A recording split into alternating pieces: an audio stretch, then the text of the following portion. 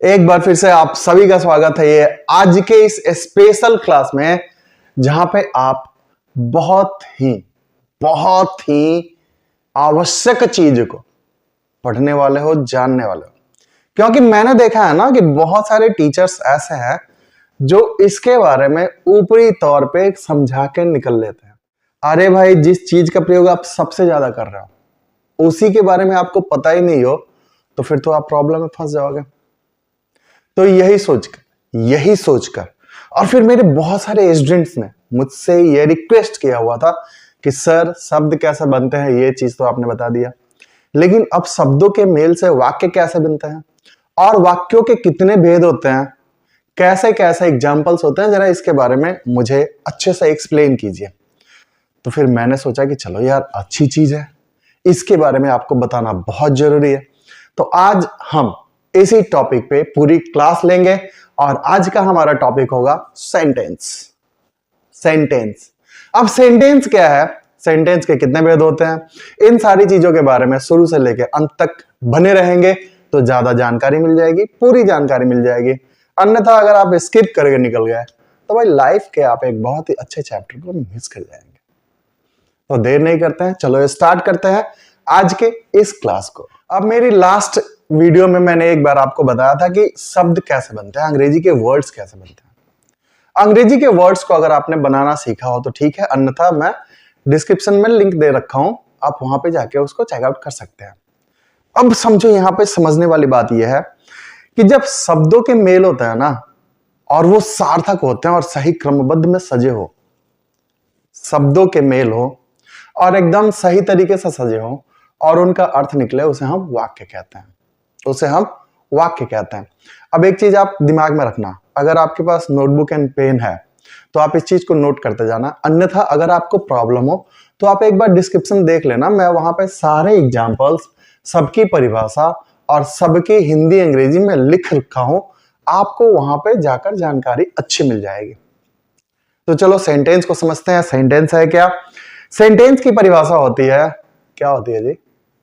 शब्दों का ऐसा मेल जो क्रमबद्ध तरीके से सजे होकर सार्थक अर्थ प्रकट करे, उन्हें सेंटेंस कहते हैं, उन्हें वाक्य कहते हैं।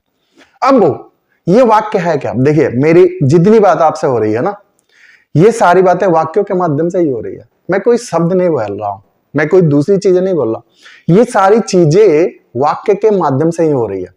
मैं वाक्य बोल रहा हूं, आप सुन रहे हो, आप समझ रहे हो।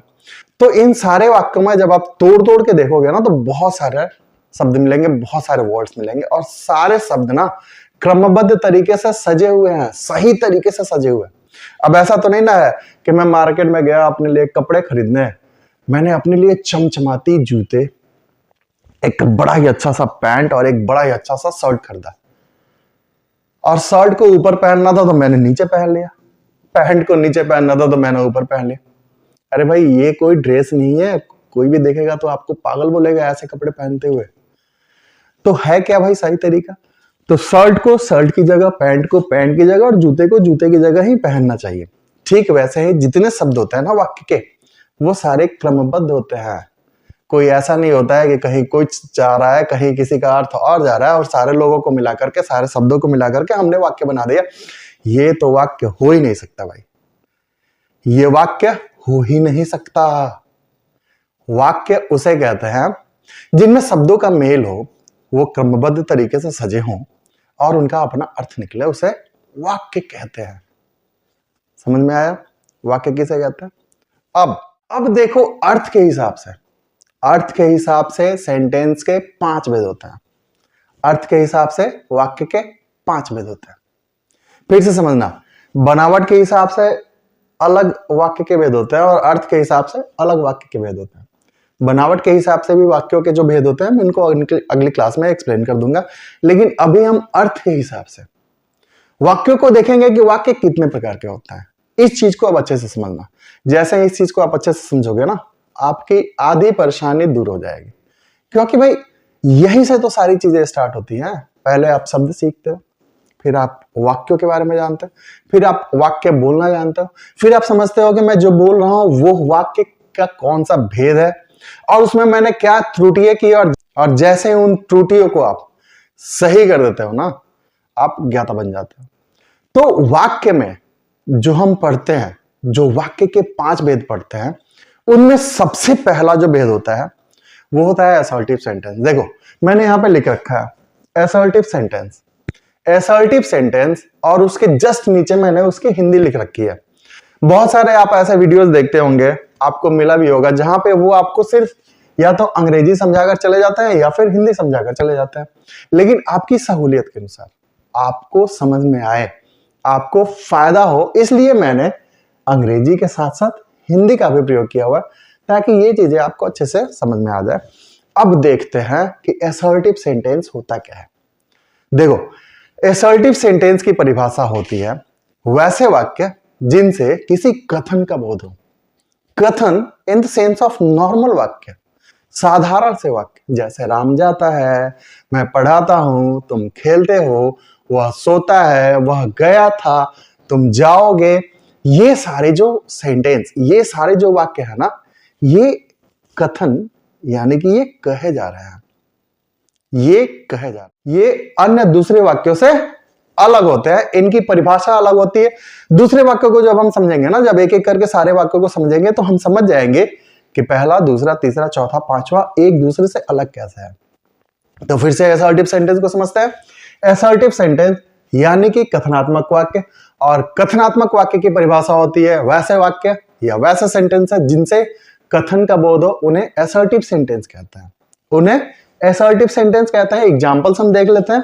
हमारे पास एग्जांपल्स है, ही गोज टू स्कूल, वह स्कूल जाता है। एकदम साधारण सा वाक्य है, सिंपल तरीके से कही गई है कि वह स्कूल जाता है।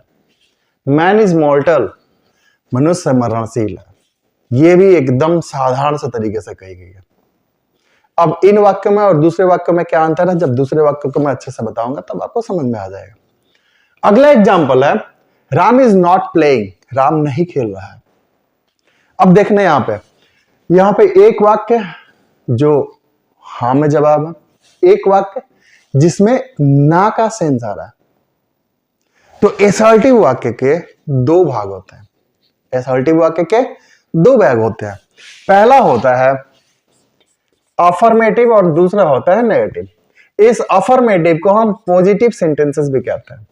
अफर्मेटिव सकारात्मक, नेगेटिव नकारात्मक। अर्थात असर्टिव सेंटेंस दो प्रकार से लिखे जाते हैं, अफर्मेटिव तरीके से जिनमें हां का सेंस हो, नेगेटिव तरीके से जिनमें ना का सेंस हो। जैसे Ram is not playing, Ram नहीं खेल रहा है। अब समझो, अब जो हम अधिकतर बातें करते हैं ना, वो इसी फॉर्म में होता है। राम पढ़ने जाता है, मैंने रोटी खाई, मैं भी जा रहा हूं खेलने। ये ऐसे वाक्य है ना जिनका फॉर्म असर्टिव सेंटेंस का होता है।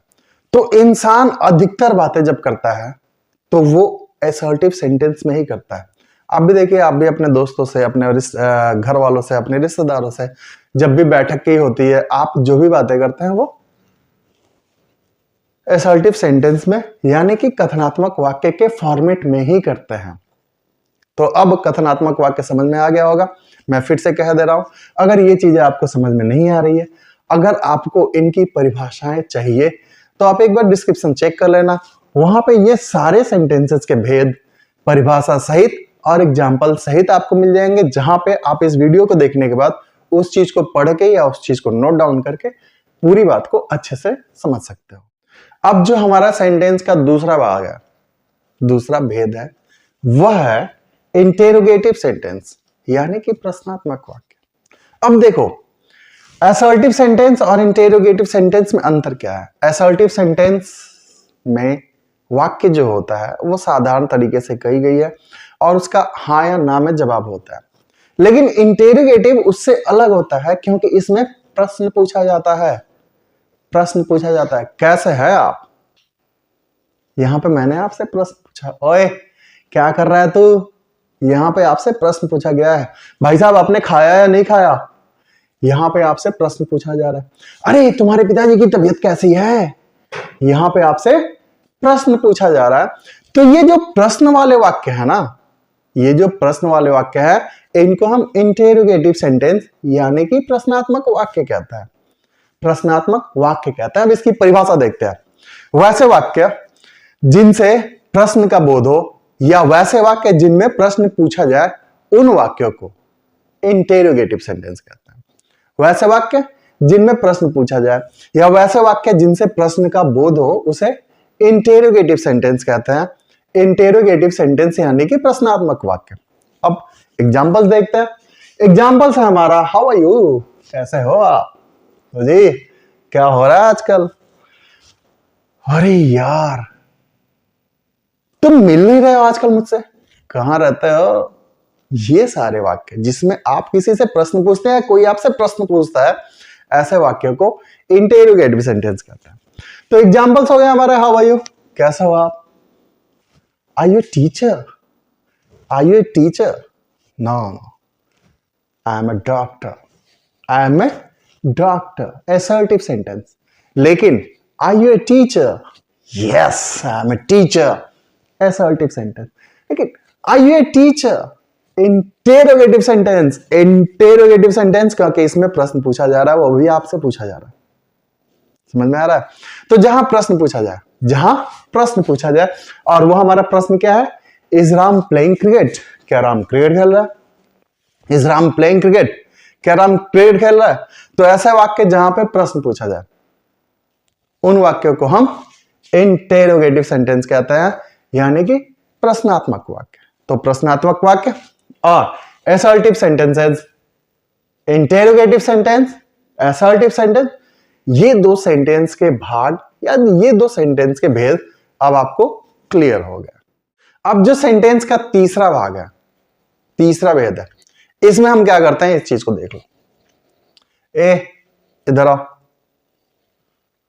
अभी तक तुम पढ़ नहीं रहे हो, चलो बैठो बैठो पढ़ने, बैठो बैठो पढ़ने।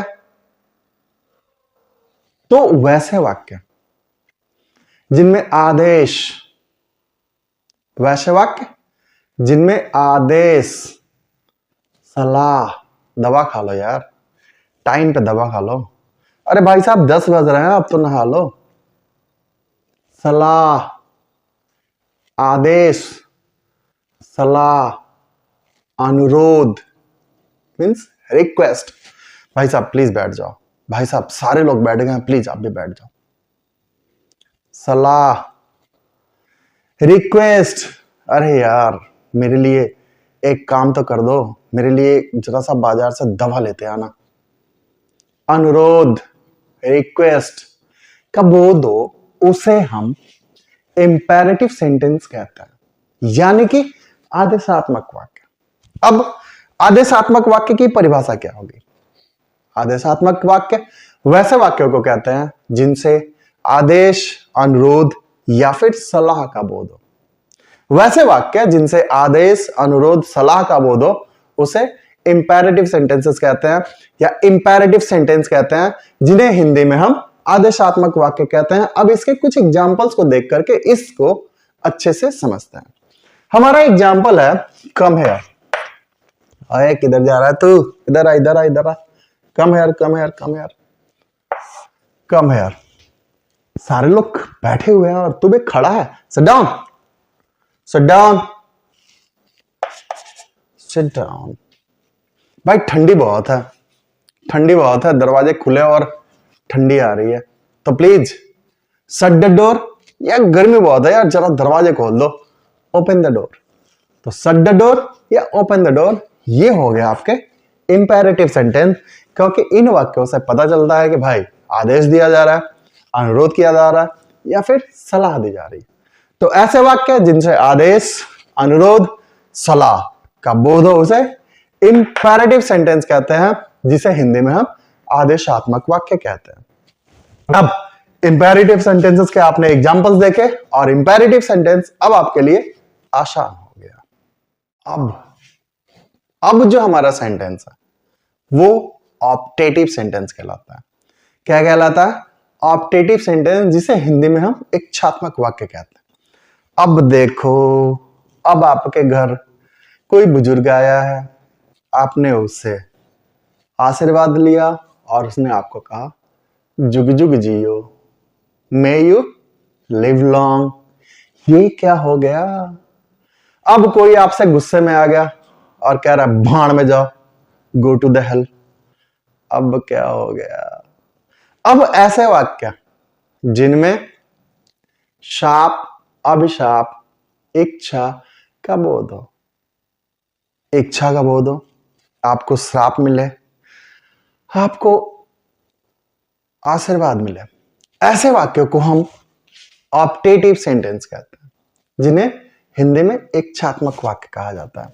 अब इसकी परिभाषा हो गई। वैसे वाक्य जिनसे आशीर्वाद, शाप, अभिशाप, इच्छा का बोध हो, उसे हम ऑप्टेटिव सेंटेंस कहते हैं। क्या कहते हैं? इच्छात्मक वाक्य कहते हैं। एग्जांपल्स देखते हैं। मे यू लिव लॉन्ग, भाई है आप दीर्घायु हो, आपकी उम्र ना मेरी आशीर्वाद है, आपकी उम्र बहुत लंबी हो।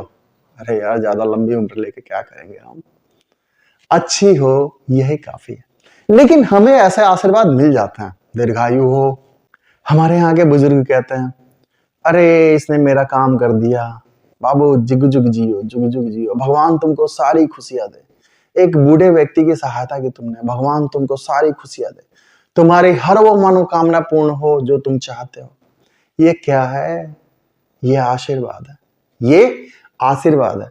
और जहां आशीर्वाद मिले, जिस वाक्य से पता चले कि ये आशीर्वाद दे रहा है या इस वाक्य में आपको आशीर्वाद दिया जा रहा है, तो ऐसे वाक्य को हम ऑप्टेटिव सेंटेंस या इच्छात्मक वाक्य कहते हैं।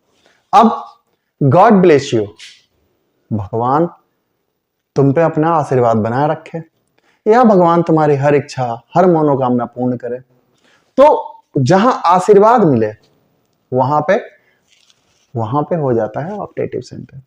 अब आशीर्वाद तो मिल गया भाई, श्राप भी तो मिलना चाहिए, तो हो गया may you go to the hell, भाई भाड़ में जाओ, भाई नरक में जाओ। तो ये हो गया श्राप। तो भी ऐसे वाक्यों को हम ऑप्टेटिव यानी कि इच्छात्मक वाक्य कहते हैं। अब बचता है सेंटेंस का पांचवा और अंतिम भाग, अंतिम भेद, जिसे हम एक्सक्लेमेटरी सेंटेंस कहते हैं, भावात्मक वाक्य कहते हैं।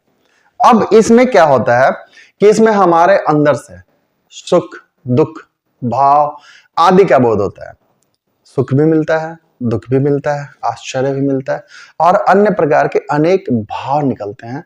वह वाक्य हमारा एक्सक्लेमेटरी सेंटेंस कहलाता है, यानी कि भावात्मक वाक्य कहलाता है। अब इसकी परिभाषा देखते हैं। वैसे वाक्य जिनसे आश्चर्य, सुख, दुख या अन्य मन के भावों का बोध हो, उसे हम एक्सक्लेमेटरी सेंटेंस यानी कि भावात्मक वाक्य कहते हैं। अब कुछ एग्जांपल्स देके इस चीज को भी समझ लेते हैं। सेंटेंस है हमारा, व्हाट ए ब्यूटीफुल गर्ल, अरे बाप रे कितनी सुंदर लड़की है यार, what a beautiful girl, what a beautiful scenery, अरे कितना सुंदर दृश्य है, what a beautiful girl, what a beautiful scenery, what a beautiful pen, कितनी सुंदर कलम है। तो ये आश्चर्य हो रहा है, क्या हो रहा है? आश्चर्य हो रहा है, आश्चर्य हो रहा है। तो जहां आश्चर्य का बोध हो वो वाक्य हमारा एक्सक्लेमेटरी सेंटेंस कहलाता है। ओह ओह ही इज डेड यार, क्या कहा जाए, ओह मर गया बेचारा। दुख का बोध हो रहा है, तो दुख का बोध होने वाला वाक्य भी एक्सक्लेमेटरी सेंटेंस कहलाता है। Hurrah we have won the match, हा हा हम लोग मैच जीत गए, हा मैं हम लोग मैच जीत गए, खुशी का बोध करा रहा है। तो जहां खुशी का भी बोध हो, जहां दुख का भी बोध हो, जहां आश्चर्य का बोध हो या मन के अंदर से निकलने वाले भाव वाले वाक्यों का बोध हो, वह वाक्य हमारा एक्सक्लेमेटरी सेंटेंस कहलाता है। तो पांचों भाग आपने पढ़ लिया, पांचों भेद पढ़ लिया, लेकिन एक ऐसी चीज मैंने आपको नहीं बताई, मैंने बचा लिया था, क्योंकि मुझे पता था कि अगर आप अंत तक इस वीडियो को देख रहे हैं तो आपको ये चीजें अंत में मिलनी चाहिए। अदरवाइज जिन लोगों ने स्किप कर दिया इस वीडियो को, उनको जाने दीजिए। तो अब मैं आपको एक ऐसी चीज बता रहा हूं जहां पे हम में से बहुत सारे लोग गलत कर जाते हैं। अब ये होता क्या है, इस चीज को समझो। देखो, नेक्स्ट क्लासेस में जब मैं आपको पंक्चुएशन मार्क्स, विराम चिन्हों के बारे में बताऊंगा, तब आपको ये चीज क्लियर हो जाएगा कि विराम चिन्ह वाक्यों के लिए कितने जरूरी होते हैं। जैसे आपने कपड़ा पहना, वो कपड़े कैसे हैं, नए हैं, पुराने हैं, किस स्टाइल के हैं। अब आप कहीं शोक सभा में जा रहे हो तो आप तड़क भड़क वाले कपड़े तो पहन के नहीं जा सकते हो। आपको वहां पे सिंपल साधारण सा ड्रेस, और प्रेफर कीजिए वहां पे व्हाइट पहन के जाने के लिए।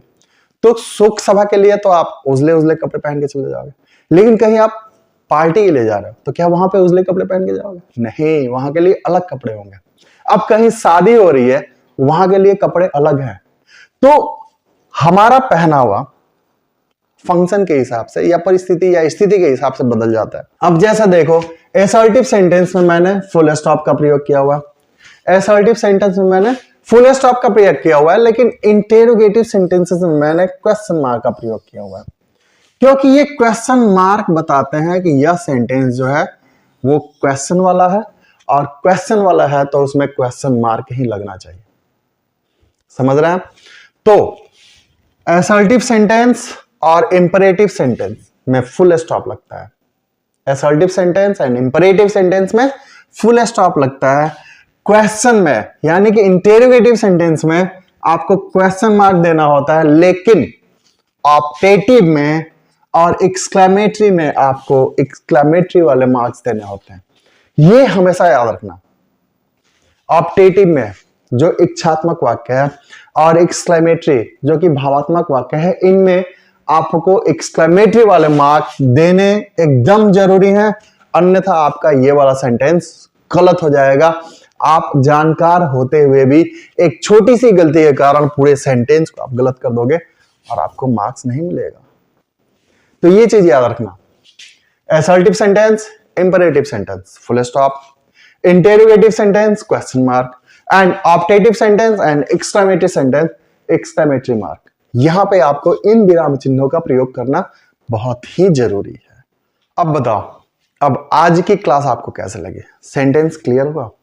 देखो, मैं अभी आपको बेसिक चीजें बता रहा हूं, मैं आपको हल्के हल्के में लेके चल रहा हूं, मैं कोई ज्यादा डीपली लेकर नहीं चल रहा हूं, मैं बहुत ज्यादा एक्सप्लेन नहीं कर पा रहा हूं, इसलिए कि मुझे पता है कि जब मैं थोड़ी थोड़ी सी चीजें आपको बताते चलूंगा ना, और अंत में जब बहुत सारी चीजें बताना शुरू करूंगा, तब आपको चीजें आसान लगती जाएंगी। क्योंकि पहले हल्की हल्की चीजें खाना जरूरी है, हल्के हल्के चीजों को पचाना जरूरी है, हल्की हल्की बातों को जानना जरूरी है, हल्के हल्के ज्ञान लेना जरूरी है। अब आपको कुछ पता ही नहीं है और मैं इतना बड़ा ज्ञान आपको दे दूं, पगला जाओगे आप, आपके समझ में नहीं आएगा। इसलिए पहले थोड़ी थोड़ी सी चीजों को जानते हैं, पहले हल्की हल्की चीजों को जानते हैं, और फिर नेक्स्ट में ये एक बार कॉन्सेप्ट क्लियर हो जाए तब तो कोई प्रॉब्लम ही नहीं होगी। तो आज की क्लास आपको कैसी लगी चैट बॉक्स में मुझे बताना। आज के क्लास के पूरे डिटेल्स को मैं डिस्क्रिप्शन बॉक्स में पूरे अच्छे से समझा दूंगा, आप वहां पे जाके इसको चेकआउट कर सकते हो। और आप ये क्लास कहां से देख रहे हो और आपको अगली क्लास कौन सी चाहिए, भाई इसके लिए आप मुझे मैसेज करो और खुद पढ़ो, दूसरों को भी पढ़ने का मौका दो। इस नियम पे यह वीडियो देखने के बाद आप ऐसी वीडियो या मेरी जितनी वीडियोज है उसे किसी दूसरे तक जरूर शेयर करो। मिलते हैं अगली वीडियो में ऐसे ही कुछ बड़ी ही मजेदार टॉपिक्स के साथ, बड़े ही मजेदार क्लासेस के साथ। तब तक के लिए हैव ए गुड डे।